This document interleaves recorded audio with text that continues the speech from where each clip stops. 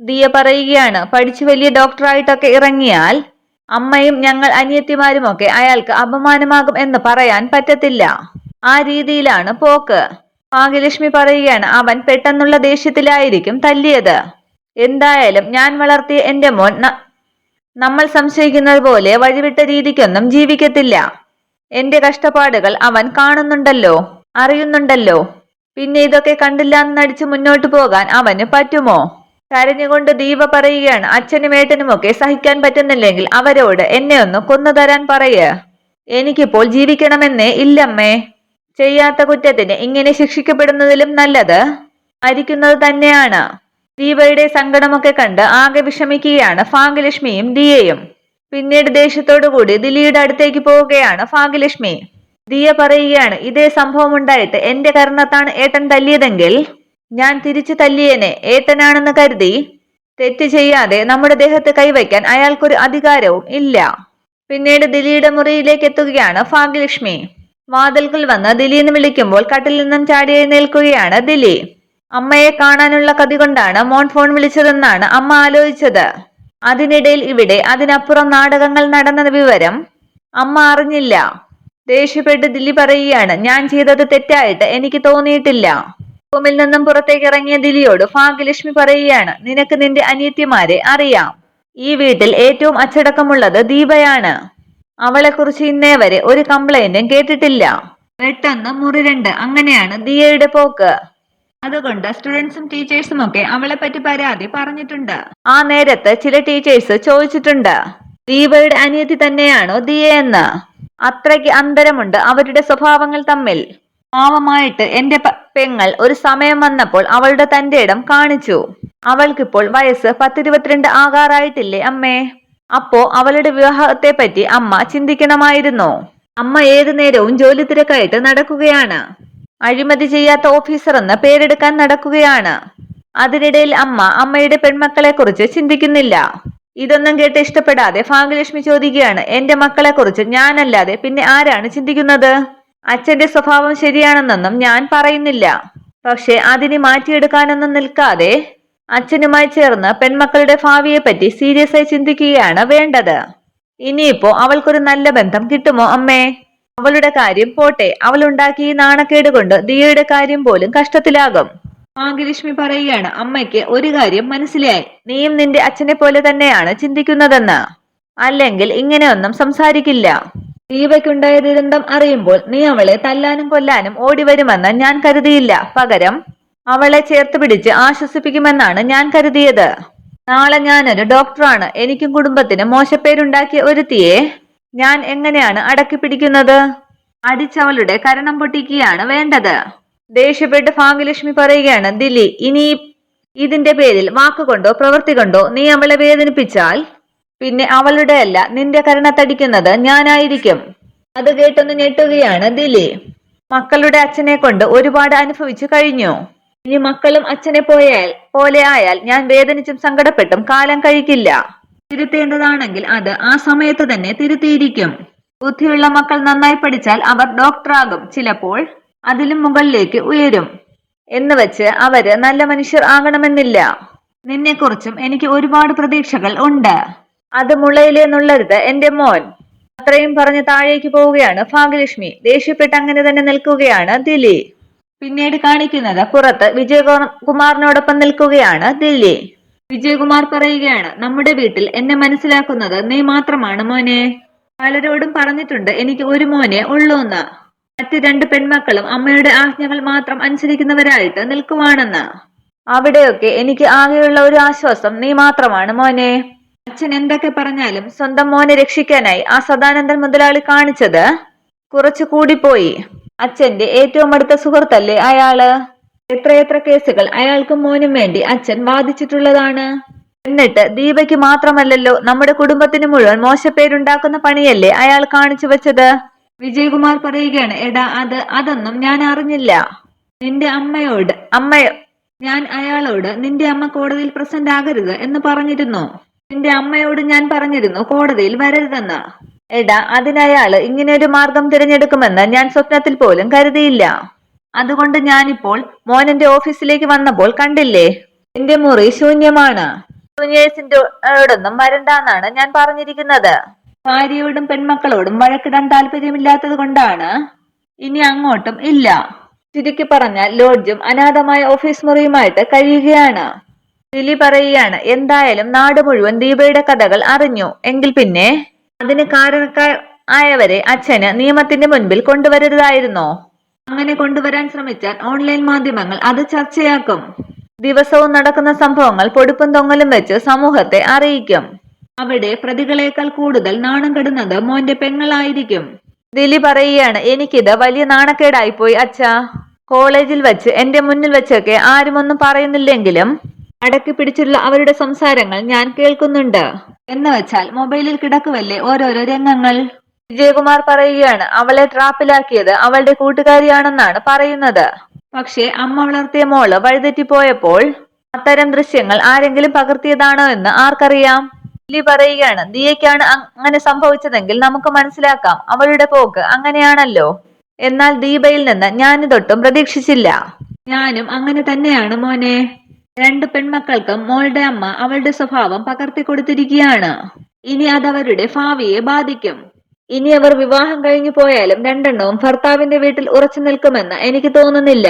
ദിലി പറയുകയാണ്, ഡോക്ടറായിട്ട് ഇറങ്ങിയാലും ഇതെന്റെ കരിയറിനെ ബാധിക്കും അച്ഛാ. വിജയകുമാർ പറയുകയാണ്, നീ ഒരു കാര്യം ചെയ്യ്, പഠിത്തമൊക്കെ കഴിഞ്ഞാൽ എങ്ങനെയെങ്കിലും ഒരു വിസ സംഘടിപ്പിച്ച് പുറത്തു പോകാൻ നോക്ക്. അതിനു വേണ്ട എല്ലാ സഹായങ്ങളും ഞാൻ ചെയ്തു തരാം. ഇതിന്റെയൊക്കെ ഇടയിൽ കിടക്കുന്നതിനേക്കാൾ നല്ലത് അതാണ്. അച്ഛൻ ഇങ്ങനെ മാറി നിൽക്കരുത്, വീട്ടിലേക്ക് വരണം.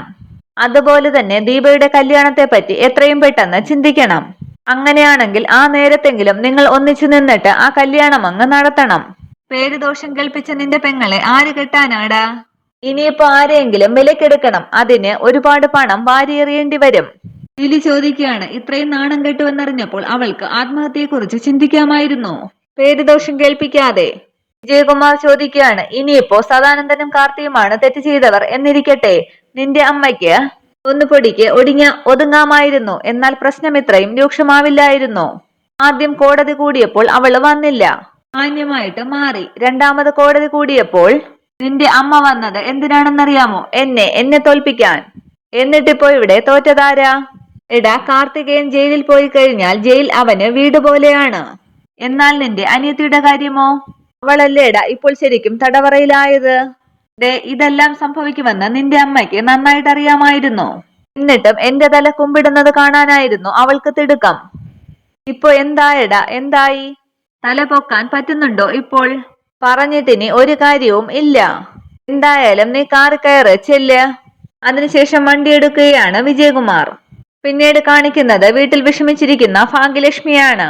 അവിടേക്ക് വന്ന ദിയ ചോദിക്കുകയാണ്, ചേട്ടന്റെ സംസാരവും പെരുമാറ്റവും അമ്മയെ വേദനിപ്പിച്ചു അല്ലേ? ഭാഗ്യലക്ഷ്മി പറയുകയാണ്, അവൻ ഇന്നേ വരെ ഇത്രയും ചൂടായിട്ട് ഒന്നും സംസാരിച്ചിട്ടില്ല. എന്റെ നേർക്ക് നേരെ നിന്ന് ഒന്നും പറഞ്ഞിട്ടില്ല. ദിയ പറയുകയാണ്, ഫൈനൽ ഇയർ MBBS വിദ്യാർത്ഥിയാണ്, ഉടനെ ഡോക്ടറുമാകും. ഇനിയിപ്പോ ഒരു ഡോക്ടറുടെ സ്റ്റാറ്റസിലേക്ക് നമ്മൾ ഉയർന്നേ പറ്റൂ. എന്റെ ഏറ്റവും വലിയ വേദന ഇപ്പോൾ മോളുടെ ചേച്ചിയാണ്. നാളെ ഒരു കൂട്ടര് പെണ്ണ് കാണാൻ വരുന്നുണ്ട്. എല്ലാം അറിഞ്ഞു വെച്ചുകൊണ്ട് വരികയാണ്. അങ്ങനെ വരുന്നവർ മതിയെന്ന് പ്രസാദിനോട് ഞാൻ പറഞ്ഞിരുന്നു. നമുക്കൊന്നും ഒളിക്കേണ്ട കാര്യം ഇല്ല. മോളേതായാലും പഠിക്കാൻ പോകില്ല എന്ന് തീരുമാനിച്ചു. പിന്നെ വരുന്ന ബന്ധം നല്ലതാണെങ്കിൽ എത്രയും വേഗം വിവാഹം നടത്തണം. ചോദിക്കുകയാണ്, ചേച്ചി വിവാഹത്തിന് സമ്മതിച്ചായിരുന്നോ? ഞാൻ ഒന്നും അവളോട് പറഞ്ഞിട്ടില്ല. അപ്പോ നാളെ പെണ്ണ് കാണാൻ ആള് വന്നാലോ? ദീപ ഈ വിവരം അറിഞ്ഞു കഴിഞ്ഞാൽ അവൾ എങ്ങനെ പ്രതികരിക്കുമെന്ന് എനിക്കറിയില്ല. ഞാനൊരു സംശയം ചോദിച്ചോട്ടെ അമ്മേ? പെൺകുട്ടികൾക്ക് അപ്രതീക്ഷിതമായി ഇങ്ങനെ ഒരു തിരിച്ചടികൾ വരുമ്പോൾ അതിനുള്ള പരിഹാരം ആണോ അമ്മേ വിവാഹം? കല്യാണം കഴിഞ്ഞു പോയ ശേഷം ഈ സംഭവത്തിന്റെ പേരിൽ ഭർത്താവും അയാളുടെ വീട്ടുകാരും മറ്റൊരു കണ്ണോടുകൂടി ഞങ്ങൾ പെൺകുട്ടികളെ കാണുകയാണെങ്കിൽ അതിപ്പോ സംഭവിച്ചതിനേക്കാളും വലിയ ദുരന്തം ആകില്ലേ? സങ്കടപ്പെട്ട് ഭാഗ്യലക്ഷ്മി ചോദിക്കുകയാണ്, പിന്നെ ഞാൻ എന്ത് വേണമെന്ന് മോള് പറ. ദീപയ്ക്ക് വിവാഹപ്രായം ആയി. വരുന്ന ജൂലൈയിൽ അവൾക്ക് 22 വയസ്സ് കഴിയും. എല്ലാം അമ്മയുടെ ഇഷ്ടം. ഞാൻ പറയാനുള്ളത് പറഞ്ഞെന്നേ ഉള്ളൂ. അന്നേരം അവിടേക്ക് വരികയാണ് ദീപ. ഭാഗ്യലക്ഷ്മി ചോദിക്കുകയാണ്, ആദ്യമായിട്ടാണ് ദിലി മോളെ തല്ലുകയും വഴക്കു പറയുമൊക്കെ ചെയ്യുന്നത്. മോൾക്കതിൽ സങ്കടമായോ? മോളേക്കാൾ സങ്കടമുണ്ട് അമ്മയ്ക്ക്. എന്ന് വച്ചാൽ തെറ്റ് ചെയ്യാതെയാണ് മോൾക്കിപ്പോൾ കരയേണ്ടി വരുന്നത്, ശിക്ഷിക്കപ്പെടുന്നതും. അമ്മ ഇനി എന്ത് ചെയ്താലും അത് മോളുടെ നല്ല ഭാവിക്ക് വേണ്ടിയാണെന്ന് മോള് മനസ്സിലാക്കണം. കഴിയുന്നതും അമ്മയെ അനുസരിക്കണം. ഒന്നും മനസ്സിലാകാതെ ദീപ ചോദിക്കുകയാണ്, അമ്മ എന്താണ് ഈ പറഞ്ഞു വരുന്നത്? മോൾക്ക് ദോഷം വരുന്ന ഒന്നും അമ്മ പറയില്ല. ഞാൻ പറഞ്ഞിട്ടില്ലേ, എല്ലാ ദുഃഖങ്ങളും ഒന്നിനു പിറകെ ഒന്നായി വരുമ്പോഴും എന്റെ ആകെയുള്ള സമ്പാദ്യം നിങ്ങൾ മക്കളായിരുന്നു. നിങ്ങൾക്ക് എന്തെങ്കിലും സംഭവിച്ചാലേ അമ്മ തളരൂ. ഇവിടെ ഇപ്പോൾ അങ്ങനെ ഒരു അവസ്ഥയിലാണ്. അതുകൊണ്ടാണ് ഞാൻ പറയുന്നത്, അമ്മ ഇനി എന്ത് തീരുമാനമെടുത്താലും മോളമ്മയെ അനുസരിക്കണമെന്ന്. ദീപ ദിയെ നോക്കുമ്പോൾ ദിയ പറയുകയാണ്, എന്നെ നോക്കണ്ട, അമ്മ പറഞ്ഞത് കേട്ടല്ലോ. അമ്മ എന്ത് തീരുമാനമെടുത്താലും കൂടെ നിൽക്കണം. ദീപ ചോദിക്കുകയാണ്, ഇവിടുന്ന് മാറി താമസിക്കണമെന്നാണോ അമ്മ പറഞ്ഞു വരുന്നത്? അങ്ങനെയാണെങ്കിൽ അതെനിക്ക് സമ്മതമാണ്. ഈ വീട്ടിൽ നിന്ന് എങ്ങോട്ടെങ്കിലും മാറിയാൽ മതി. അന്നേരം ഭാഗ്യലക്ഷ്മി പറയുകയാണ്, അതെ, ഈ വീട്ടിൽ നിന്ന് മാറാനുള്ള ഒരു അവസരം വന്നിട്ടുണ്ട്. അതെവിടേക്കാണെന്ന് അമ്മ നാളെ പറയാം. അന്നേരം ദിലിയോടൊപ്പം വീട്ടിലെത്തുകയാണ് വിജയകുമാർ. പുറത്തേക്ക് കയറിയ വിജയകുമാർ പറയുകയാണ്, എന്റെ മോന് നിർബന്ധം ഞാൻ ഇവിടെ തന്നെ വന്ന് താമസിക്കണമെന്ന്. ഭാഗ്യലക്ഷ്മി ചോദിക്കുകയാണ്, അതിന് ഇത് നിങ്ങളുടെയും കൂടി വീടല്ലേ? അയ്യോ, എന്റെ കൂടി വീടാണെന്ന് എനിക്ക് ഉറപ്പില്ല. എന്റെ മോനൊഴികെ ബാക്കി എല്ലാവർക്കും ഞാൻ പുറമ്പോക്കാണ്. എവിടെ കിടന്ന് ചത്താലും ആർക്കും ഒന്നുമില്ല. ഇത് കേട്ട് ദിയ പറയുകയാണ്, അച്ഛന് ഇത്തരം സംസാരമൊന്നും നിർത്തിക്കൂടെ? ദേഷ്യപ്പെട്ട് വിജയകുമാർ പറയുകയാണ്, നിർത്താമടി. അമ്മയ്ക്കും മക്കൾക്കും ഞാനൊരു അധികപ്പറ്റും അപമാനവും ഒക്കെ ആയിരിക്കും. എന്നാൽ ഇപ്പോൾ എന്റെ മോന് കോളേജിലും ഹോസ്റ്റലിലും നിൽക്കാൻ പറ്റാത്ത അവസ്ഥയാണ്. എങ്ങോട്ട് തിരിഞ്ഞാലും കളിയാക്കി ചിരിക്കുന്ന ആൾക്കാർ മാത്രം. അങ്ങനെ വരുമ്പോഴേ വയസ്സിന് മൂത്ത ചേട്ടന്മാർ അനിയത്തിയെ ശാസിക്കും, വഴക്ക് പറയും, തല്ലും. അവിടെയും പെൺമക്കളുടെ വഴിവിട്ട പോക്കിന് കൂട്ടുനിൽക്കുന്ന ഒരു അമ്മയായി പോയി എന്റെ മക്കളുടെ അമ്മ. ദേഷ്യപ്പെട്ട് ഭാഗ്യലക്ഷ്മി പറയുകയാണ്, ഇവിടെ സംഭവിച്ചത് എന്താണെന്ന് നിങ്ങൾക്ക് നന്നായിട്ടറിയാം. അതിനുശേഷം ദിലിയോട് ചോദിക്കുകയാണ്, നീ നിന്റെ അച്ഛനെ പോയി കണ്ടപ്പോൾ സംഭവിച്ച കാര്യങ്ങൾ ചോദിച്ചില്ലേ? കോടതിയിൽ കേസ് ജയിക്കാനായി എന്ത് വൃത്തികെട്ട മാർഗവും സ്വീകരിക്കുന്ന ആളാണ് സദാനന്ദനെന്ന്. ഇവിടെയും മറിച്ചല്ല അത് സംഭവിച്ചിരിക്കുന്നത്. കേസ് ജയിക്കാൻ വേണ്ടി, ഞാൻ കോടതിയിൽ പോകാതിരിക്കാൻ വേണ്ടി എന്റെ മോളെ ബലിയാടാക്കി. അന്നേരം ഉച്ചത്തിൽ വിജയകുമാർ ചോദിക്കാൻ, ആരടി, ആര് ബലിയാടാക്കി? നിങ്ങളും നിങ്ങൾക്ക് പണവും മദ്യവും തന്ന് സഹായിക്കുന്ന സദാനന്ദൻ എന്ന കള്ളക്കച്ചവടക്കാരൻ തന്നെ. ഈ സംസാരമൊക്കെ കേട്ട് ദിലി പറയുകയാണ്, ഒന്ന് നിർത്ത്. വീട്ടിനകത്തേക്ക് കയറി വന്നാൽ ഏതു നേരവും കാണുന്ന കാഴ്ച അച്ഛനും അമ്മയും തമ്മിലുള്ള അടിയും വഴക്കുമാണ്.